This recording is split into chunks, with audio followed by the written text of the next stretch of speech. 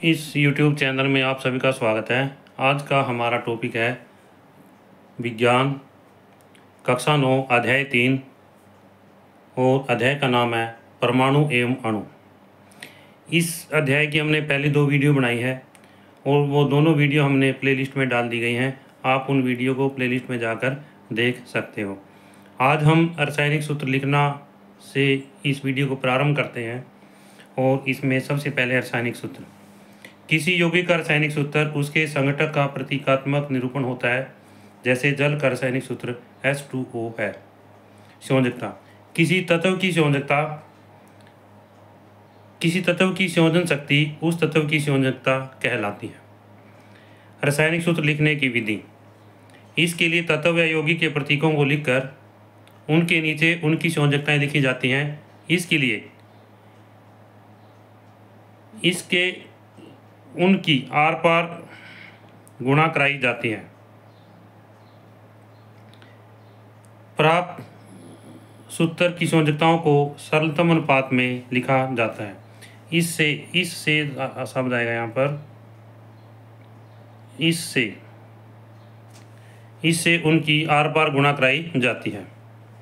प्राप्त सूत्र की संयोजकताओं को सरलतम अनुपात में लिखा जाता है। ये शब्द है यहाँ पर। ये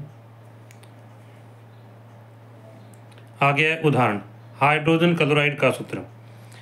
हाइड्रोजन क्लोराइड, सबसे पहले हमें हाइड्रोजन क्लोराइड जो है हाइड्रोजन और क्लोरीन से बना होता है, इस बात के बारे में मालूम होना चाहिए। फिर उन तत्वों के प्रतीक याद होने चाहिए। हाइड्रोजन का प्रतीक H है, क्लोरीन का Cl है। उनकी संयोजकता लिखी जाती है। हाइड्रोजन की संयोजकता 1 है, क्लोरीन की भी 1 है। अब इन संयोजकताओं की आर पार गुणा कराई जाती है तो रासायनिक सूत्र जो है HCl बन जाता है। इसके बाद में हाइड्रोजन सल्फाइड का सूत्र। हाइड्रोजन सल्फाइड, हाइड्रोजन और सल्फर होते हैं इसमें। तत्वों के प्रतीक हाइड्रोजन का H और सल्फर का S है। संयोजकता हाइड्रोजन की संयोजकता 1 है, सल्फर की यहाँ पर 2 है। और आर पार गुणा करने के बाद में जो रासायनिक सूत्र है वो H2S बन जाता है।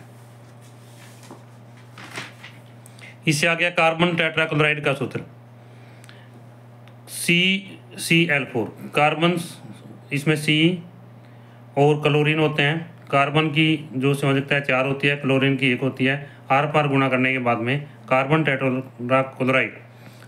टेट्राक्लोराइड का सूत्र जो है CCl4 बन जाता है। इससे आ गया मैग्नीशियम क्लोराइड का सूत्र। मैग्नीशियम क्लोराइड में इसके अंदर मैग्नीशियम और क्लोरीन होती है। मैग्नीशियम का संकेत Mg, क्लोरीन का Cl। मैग्नीशियम की संयोजकता 2 है, इसमें यहाँ पर आवेश भी कह सकते हैं इसको हम, +2 है। और क्लोरीन का 1 है। तो आर पार गुणा करने के बाद में MgCl2, इसको ऐसे आर पार गुणा कर देते हैं। इससे बाद में आगे है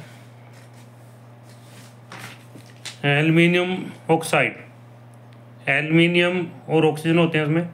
एल्युमिनियम की संयोजकता 3 या एल्युमिनियम पर +3 आवेश होता है, ऑक्सीजन पर -2 आवेश होता है। और आर पार गुणा करने के बाद में Al2O3 बन जाता है। अब इसी तरह से कैल्शियम ऑक्साइड का सूत्र। कैल्शियम ऑक्साइड में कैल्शियम और ऑक्सीजन होती है, तत्व प्रतीक हैं कैल्शियम और ऑक्सीजन। कैल्शियम पर +2 आवेश होता है, ऑक्सीजन पर -2।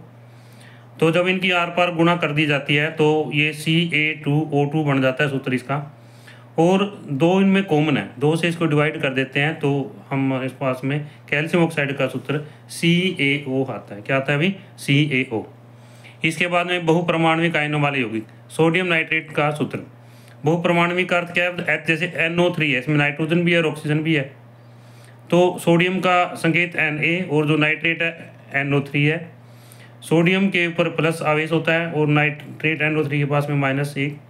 तो इस तरह से NaNO3 जो है इसका सूत्र बन जाता है। अब इस तरह से कैल्शियम हाइड्रोक्साइड का सूत्र। तत्व प्रतीक या सूत्र, जैसे कैल्शियम है वो तो तत्व प्रतीक है, सूत्र OH है यहाँ पर। तो कैल्शियम पे +2 आवेश होता है, OH पे -1 होता है।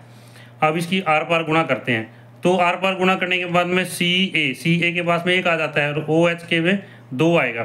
तो इसको क्या करते हैं, OH को ब्रैकेट में ले लेते हैं और यहाँ पर 2 लिख लेते हैं। तो हम इसको बोलते हैं CaOH ट्वाइस।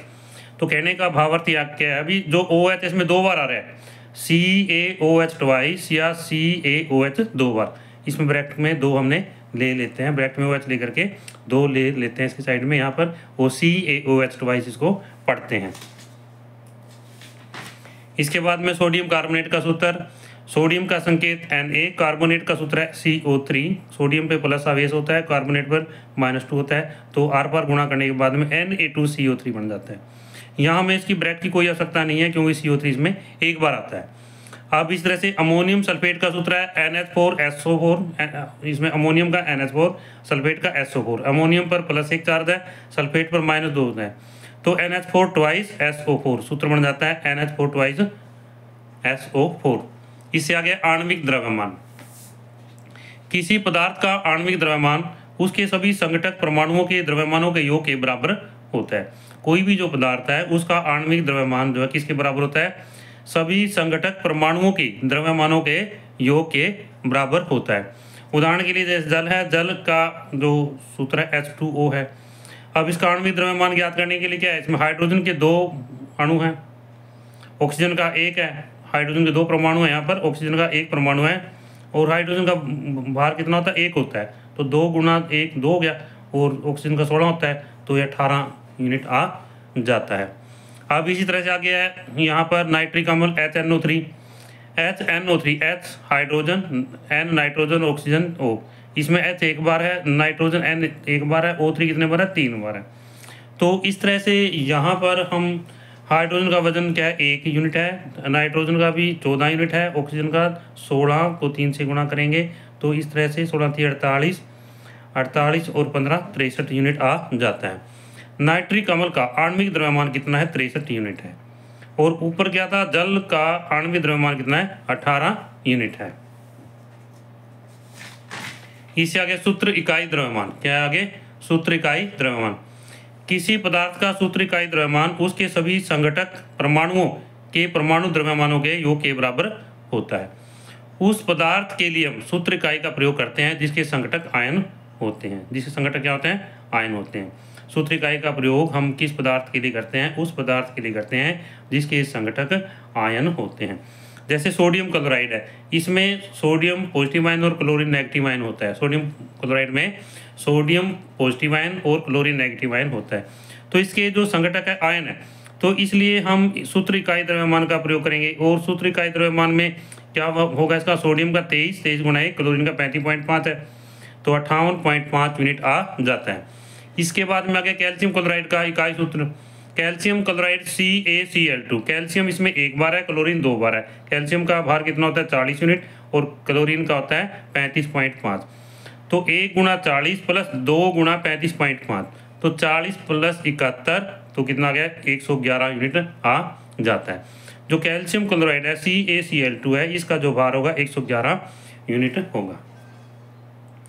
यदि है वीडियो आपको अच्छी लगे तो आप इस वीडियो को लाइक करें, शेयर करें, कमेंट करें, और यदि आप इस चैनल पर नए हैं तो आप इस चैनल को सब्सक्राइब करें ताकि इससे अगला लेक्चर आपको मिलता रहे।